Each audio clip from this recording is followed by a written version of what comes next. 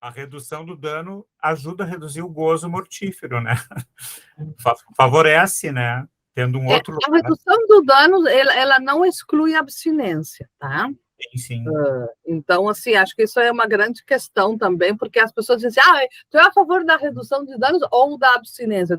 Eu digo, não posso dizer, porque não são coisas opostas, né?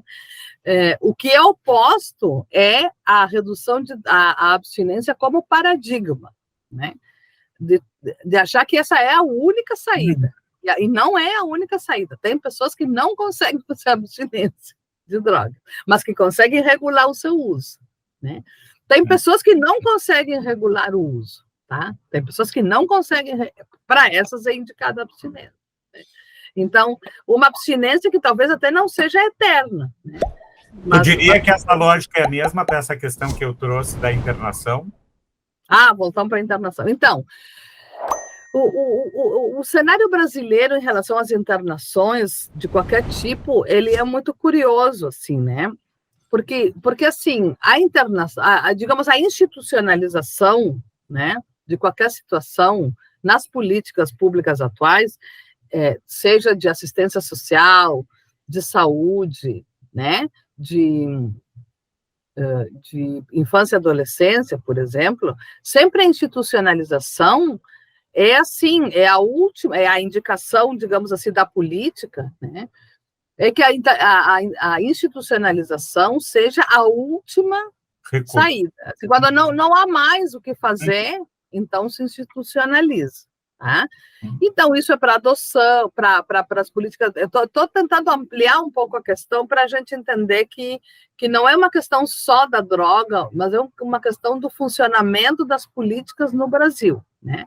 Então, por exemplo, né, no campo da infância e adolescência, né, a institucionalização de uma criança num abrigo, por exemplo, precisaria ser o último recurso, quando não há mais o que fazer de amparar a família, enfim, bom, aí sim, né, ou de uma situação grave de urgência, como violências e abusos, enfim, bom, aí sim precisa retirar. Mas, assim, o que acontece no campo da infância e adolescência? As crianças muitas vezes precisam ser retiradas e até os pais reconhecem que a criança estaria melhor, às vezes até temporalmente, por um período, não necessariamente por o tempo todo, num abrigo que a família não tem condição. Então, a abrigagem no Brasil, que era para ser a última, né, saída, né, e era para um dia acabar com os abrigos, porque daí a gente teria uma política, né, que não precisaria mais, como na Holanda, os presídios, né? Era para ser a última saída, mas não é, né? Porque não se investe, né? Ou porque há uma oscilação governamental, porque isso precisava ser uma política de Estado, né? E todos os governos deveriam respeitá-la, né? Manter, né? Incluindo orçamento, enfim, né? Profissionais, etc. E o que acontece é que a gente tem uma oscilação, tem os governos que são mais a favor, e daí, né? Se dedicam mais a isso, tem outros que acham que não. Então, a gente tem isso. Com a internação é a mesma coisa. Quando a gente vai, assim, vamos pensar em uma outra questão de saúde, né? A gente está com suspeita de diabetes, entende? A gente precisa se internar?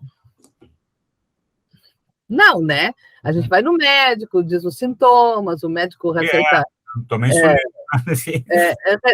Receita primeiro os exames, se faz um diagnóstico, aí vai se vendo se com a alimentação resolve, né? Se precisa insulina, enfim, se precisa o quê e tal, né? Eu estava falando de uma gradualidade, Sandra, e eu me lembrei assim, ó, já que a gente já falou em filme, vai falar em filme também, do Cabeça, como é que é aquele com o Rodrigo Santoro? Famoso. Bicho de Sete Cabeças? E assim, no primeiro momento já interna o guri, né? De cara, né? O guri não usa nada, um uso recreativo, né? Gaio, professora, eu vou fazer a seguinte proposta. Eu, assim, em termos, assim, eu acho que a gente pode, Gaio, marcar uma outra agenda com a professora, a gente poder abordar o filme e essa questão mais individual pela ótica psicanalista, eu acho que rende. Entendeu bem as políticas públicas. Isso, e eu acho que assim, a gente podia daí, a partir do momento que a professora concluiu o raciocínio, a gente falar um pouquinho do livro da professora Sandra, a gente conversar um pouquinho sobre essa história. Assim, o que vocês acham da minha proposta? Aí a gente já amarra uma outra conversa, professora, porque eu, por mim, vamos ter várias. Eu não esperava que fosse render tanto políticas públicas, e rendeu.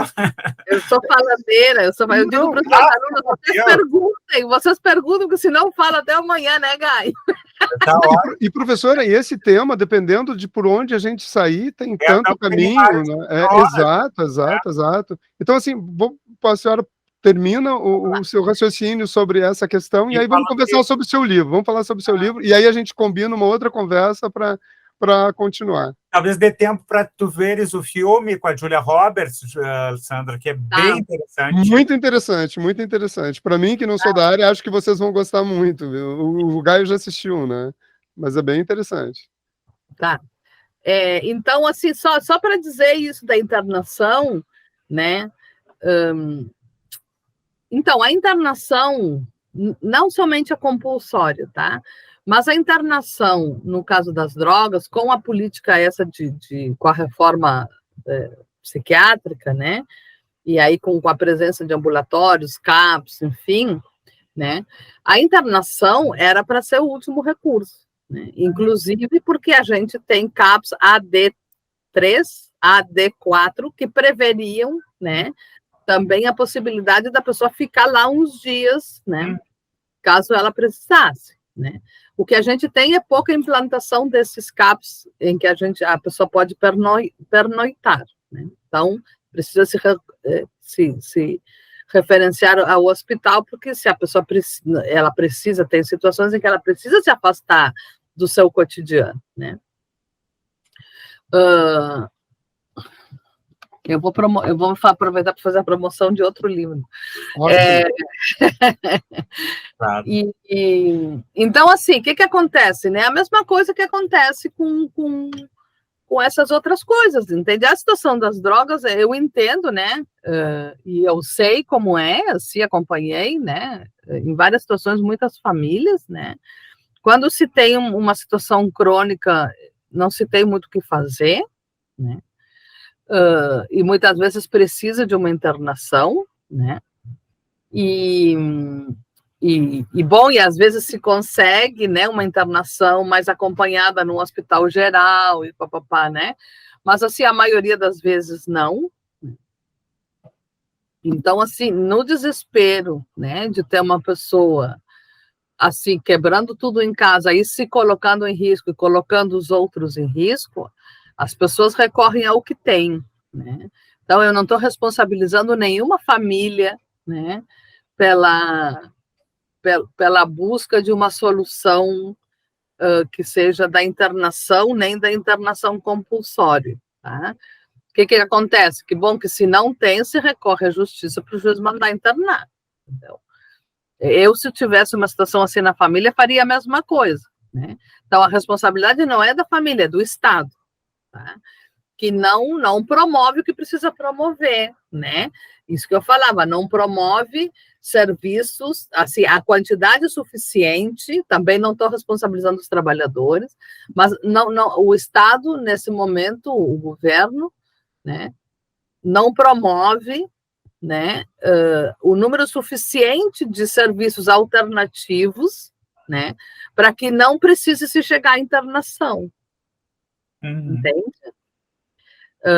Então, esse é o problema da internação compulsória. E o que aconteceu? Em vez de financiar, então, assim, dependendo aí também das questões políticas e financeiras, a gente tem essa figura da comunidade terapêutica no Brasil, que é uma coisa que não sei porquê, né? Ela sempre teve uma pressão para entrar como uma política, como um serviço reconhecido pela política pública, tá? E assim, teve tempos em que houve maior resistência em relação a isso, mas teve tempos E isso não tem a ver com esse ou aquele partido, tá? Em todos os partidos tiveram todas as coisas, eu só preciso dizer isso, tá? Então, assim, em todos os governos, tá? De todos os partidos, houve momentos, tá? De não deixar as comunidades terapêuticas entrarem, né? Como um serviço, digamos, da rede pública, conveniado, né? E teve momentos em que se cedeu essa pressão. No momento atual, é o que mais se cedeu, tá? Na contramão da reforma psiquiátrica, da redução isso, exatamente. A gente tem chancela da bancada fundamentalista. Nesses últimos anos, a gente tem assim uma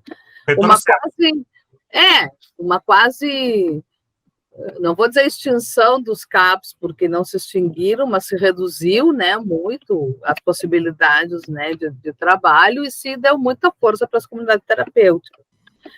E a comunidade terapêutica é uma internação, né, mas que não tem bases, assim, digamos, a questão ali não é de saúde, né, ela parte de uma outra... Ela parte de uma outra abordagem, assim, né?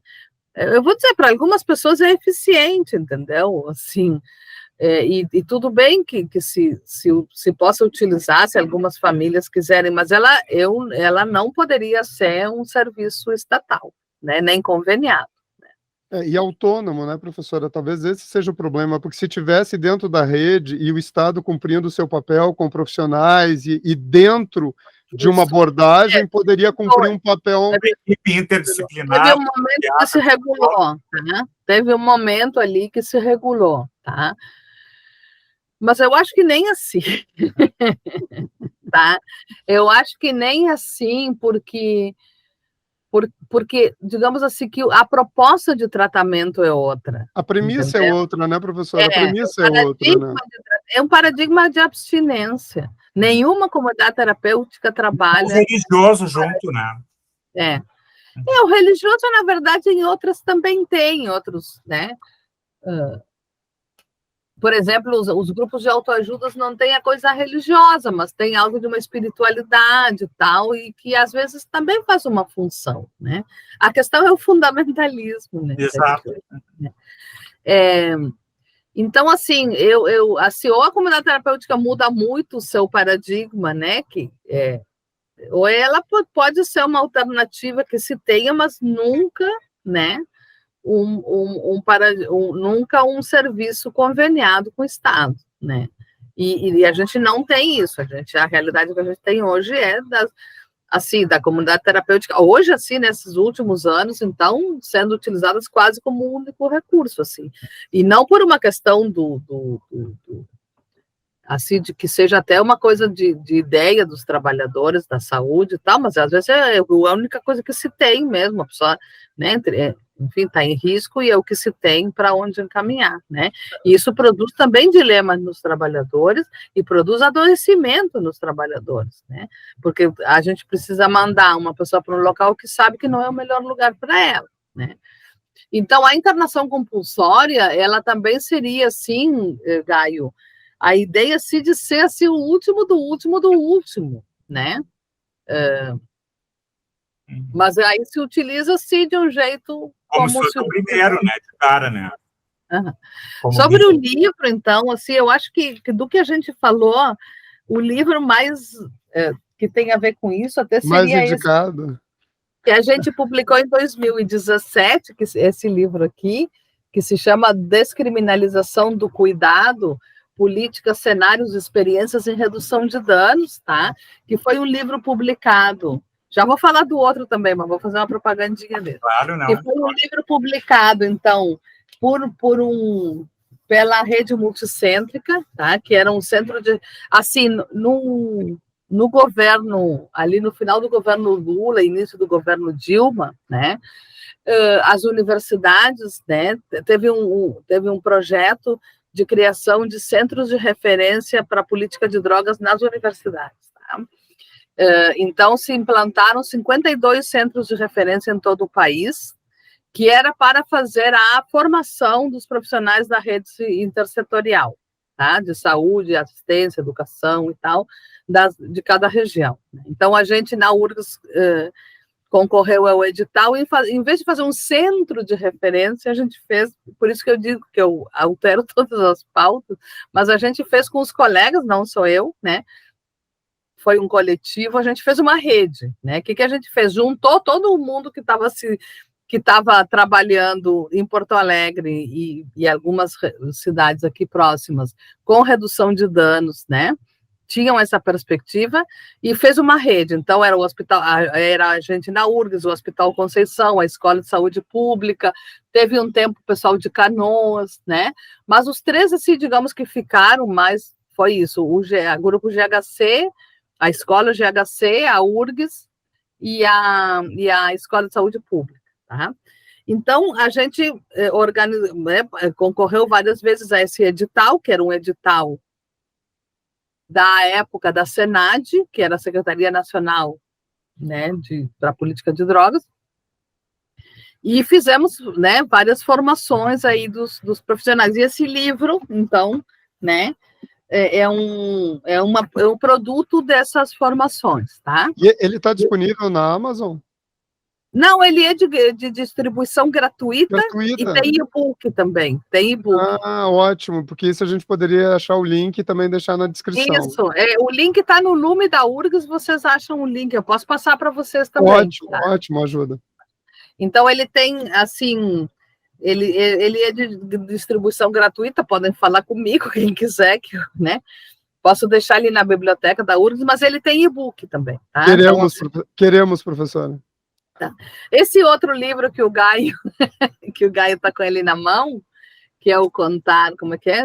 Esse aí mesmo, da Clínica do Contar ao Contar da Clínica, também é um livro de distribuição gratuita, tá?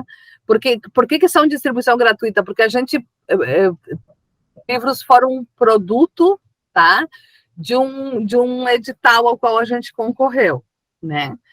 Então, na verdade, esse tem a ver com este outro aqui que eu falei, porque foi, assim, um recurso que ainda ficava, assim, né, desses editais anteriores, porque nesse último a gente não tem edital nenhum, não teve, né, nenhum investimento nisso.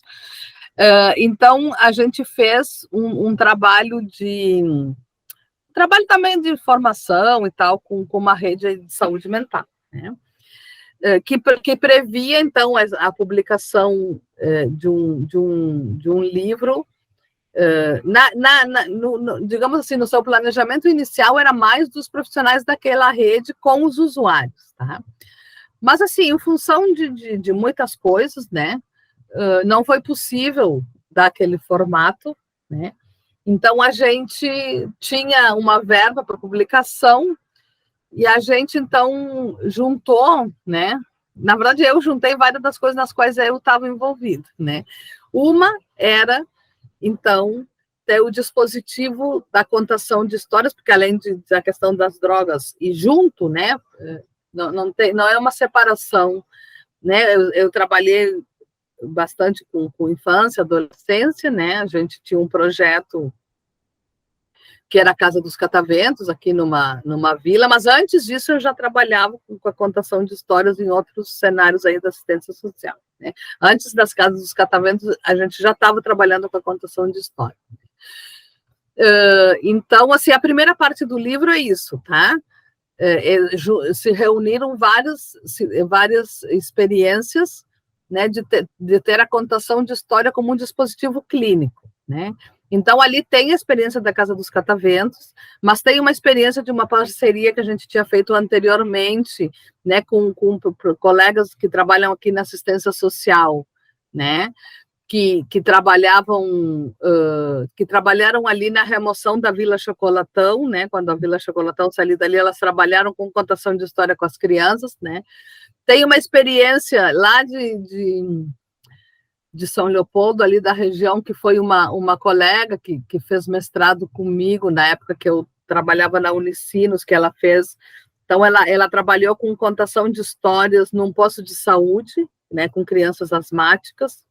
Então, assim, tem várias experiências reunidas ali em que a contação de história foi dispositivo de trabalho. Né? Muito indicado para a escola, né, professora? Esse livro muito indicado para a escola, né? Acho que seria bem interessante. A gente, na verdade, trabalhou mais a perspectiva clínica, não tão educativa da contação, né? Mas acho que as escolas podem ler, porque através das histórias as crianças também expressam suas questões traumáticas, né? Um pouco essa ideia, né? De um dispositivo que permitisse às crianças falar daquilo que não se fala, né? Assim, porque traz sofrimento, né?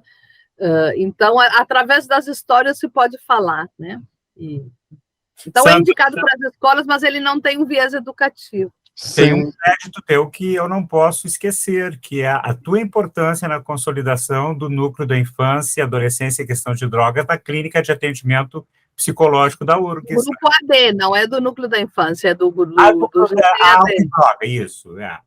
Mas aqui tinha questões de adolescência junto, por isso que a minha atrapalhou. Isso. E aí a outra parte do livro, então, eles são experiências de trabalho e de formação no campo da saúde, tá? Pública. Então, aí tem experiências, aí é contar isso, né? O contar essas experiências. E aí, então, tem a experiência da redução de danos, tá? De um redutor de danos. Tem um usuário, né, de CAPS, que escreve sobre a experiência de tratamento, né? Aí tem experiências da residência, né? Tem um capítulo que trabalha mais sobre as questões das mulheres negras, né? Também de olhar para a questão racial nessa formação e tal. E acho que é mais ou menos isso. A experiência de supervisão clínico-institucional, né? Tem 2 capítulos sobre isso, enfim, mais ou menos vão... Então, assim, uma coisa da experiência com a contação de histórias e de uma experiência com a formação no campo da saúde, assim. Esse é o livro. Esse livro, então, eu vou dizer, também tem e-book, tá? Também tem e-book. E ele tá... E também podem ver comigo, mas eu tenho deixado ali na biblioteca da psicologia, né, para distribuição também para as pessoas, porque como a edição foi a gente que encomendou, a gente não e como não se compra, né?